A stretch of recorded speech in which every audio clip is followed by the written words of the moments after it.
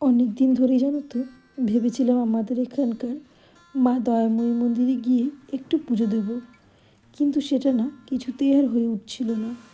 ছোটোবেলায় না আমরা বান্ধবীরা প্রায় প্রতি সপ্তাহতে গিয়েই পুজো দিয়ে আসতাম, তবে অনেক বছর ধরেই আর হয়েই ওঠে না। তবে কাল রাত্রে ভেবেই রেখে দিয়েছিলাম আজকে যাব একটু পুজো দিতে। তাই সকাল সকাল বরমশাইয়ের আমি চলে গেছিলাম পুজো দিতে। পুজো দিতে পেরে না ভীষণ ভালো লাগছিল।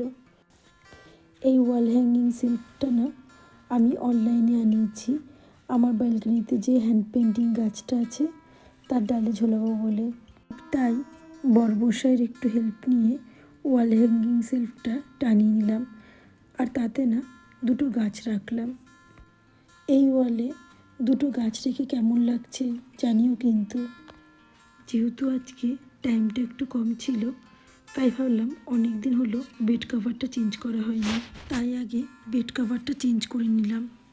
ভেবেছি জানো তো একদিন না পুরো ছুটি নেব, খুব সুন্দর করে ঘরগুলো সব ডিপ ক্লিন করব।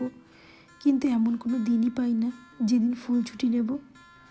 ঘরের অনেক কাজ থাকা সত্ত্বেও জানো তো আজকে টাইম না পাওয়াতে শুধুমাত্র বেড কভারটাই চেঞ্জ করতে পারলাম, আর কোনো কাজই হলো না।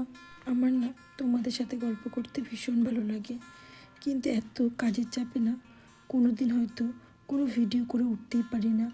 আবার হয়তো কোনো দিন ভিডিও করলেও সেটা এডিট করার সুযোগই হয়ে ওঠে না। আর সব কাজের মাঝে না আমি আমার পরিবারকে সবসময় টাইম দেওয়ার চেষ্টা করি।